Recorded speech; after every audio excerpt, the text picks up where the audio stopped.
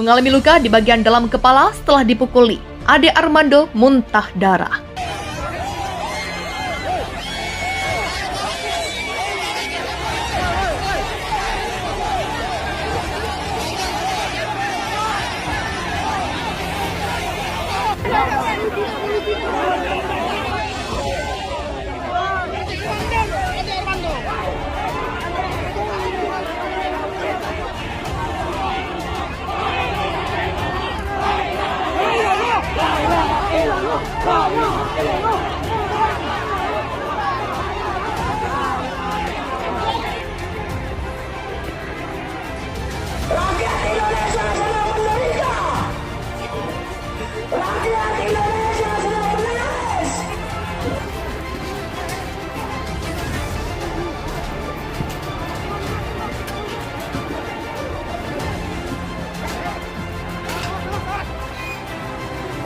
Bapak tirani Jokowi susuri menjalani berduka kalipun.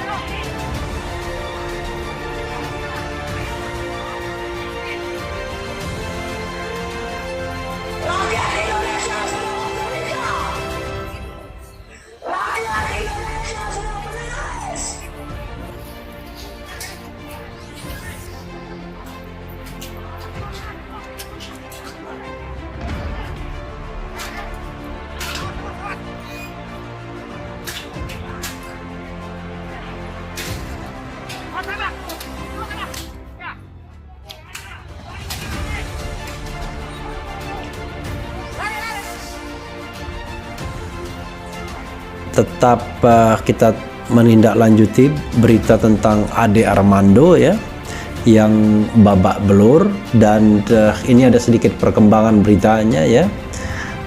Sebagaimana kita lihat tadi ya, ada debat sebelumnya. Kita tidak tahu pangkal soal debatnya apa, tapi ya gampang sekali melihatnya ya. Inilah hasil dari politik pembelahan yang terjadi pada era pemerintahan Presiden Jokowi. Ada kelompok-kelompok yang dianggap pendukung pemerintahan dan ada kelompok-kelompok yang dianggap kritis dengan pemerintahan. Nah, itu biasa saja sebenarnya. Jadi ada yang pro dan kontra, tetapi memang jadi tidak wajar ketika ada sekelompok masyarakat ya, beberapa gelintir orang yang dianggap kebal hukum, dianggap punya privilege, dianggap bisa ngomong apa saja ya. Kemudian yang orang lain tidak bisa apa-apa, dilaporkan juga tidak diproses misalnya.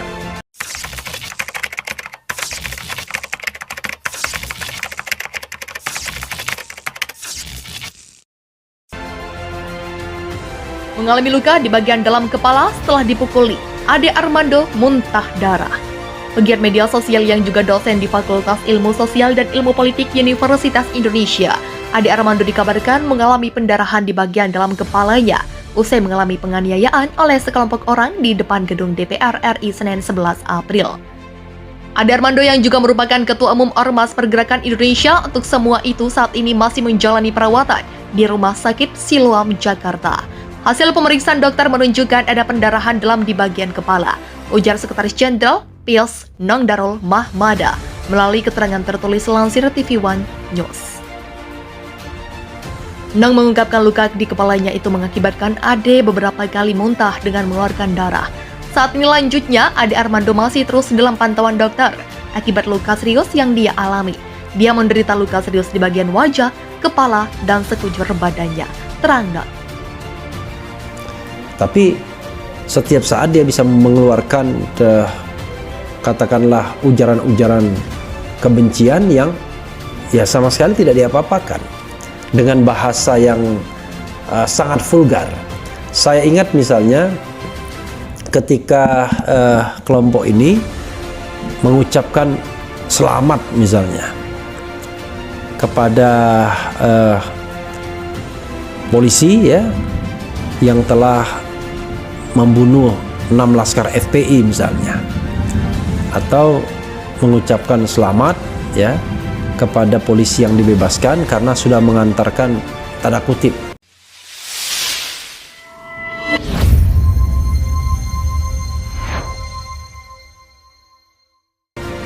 6 orang ini bertemu bidadari. Jadi banyak sekali olok-olok seperti itu, dan itu berbau sara sesungguhnya ya, karena sudah menyerempet-nyerempet soal agama. Nah ini yang sebenarnya menjadi mungkin ya dendam yang menggumpal di masyarakat. Sementara di sisi lain ada masyarakat tidak melakukan kegiatan apa-apa, hanya kritis pada pemerintahan ya, itu dengan mudahnya ditangkap, dipenjarakan, ditahan, divonis bersalah, dan kemudian harus menjadi kriminal. Jadi sobat era sekalian, salah satu kegagalan pemerintahan ini adalah memelihara keakraban di masyarakat, memelihara kohesivitas sosial. Karena kalau terlibat pro dan kontra itu kan biasa saja. Biasanya sih pro dan kontra itu lebih pada elit. Kalau ini tidak, sudah melibatkan massa. Karena sepertinya penguasa pemerintahan justru memelihara massanya sendiri, ya kan, untuk menghadapi massa yang lain. Nah ini yang tidak sehatnya. Padahal ketika kita bicara bernegara, maka harusnya penguasa mengayomi semuanya, aparat penegak hukum mengayomi semuanya, tidak berat sebelah, tidak melakukan politik belah bambu, dan tentu tidak memberikan privilege kepada orang-orang tertentu yang dianggap berkali-kali melakukan penghinaan, ujaran kebencian, tapi tidak bisa diproses. Saya sendiri sih soalnya, sobat daerah sekalian, tidak pernah ingin mempidanakan orang ya. Menurut saya itu jalan yang buruk. Cukup saja memberikan penyadaran kepada kita semua. Kalau kita memberikan statement, maka statement tersebut haruslah statement yang statement yang terdidik, statement yang argumentatif. Dan kalaupun kita tidak setuju dengan statement tersebut, dibalas dengan argumentasi lain, dibalas dengan data lain, tapi bukan dibalas dengan ejekan, dengan olokan, dengan provokasi dan lain sebagainya. Nah itu yang saya rasakan. Jadi ketidakmampuan kita berdebat, berargumentasi dengan baik, maka munculnya adalah olokan-olokan, dan olok-olok ini sering sekali dikeluarkan. Nah yang diolok-olok kebetulan adalah kelompok masyarakat dengan identitas sara tertentu ya, bisa suku, bisa agama, bisa ras, bisa antar golongan. Jadi ini pembelajaran sekali lagi ya. Coba kita bacakan. Ade Armando babak belur dikeroyok pendemo di DPR, begini kronologinya. Suara.com, pegiat media sosial Ade Armando menjadi korban pengeroyokan saat hadir di tengah demonstrasi dari berbagai kalangan di depan gedung DPR RI Senin. Berdasarkan pantauan suara.com, Ade Armando tiba-tiba menjadi bulan-bulanan sekelompok orang yang berada di lokasi aksi unjuk rasa mahasiswa. Akibat aksi kekerasan itu tampak Ade Armando babak belur. Kita hanya bisa menduga-duga ya, apa penyebabnya. Ya penyebabnya adalah yang tadi, saya kira kemarahan yang sudah menggumpal ya,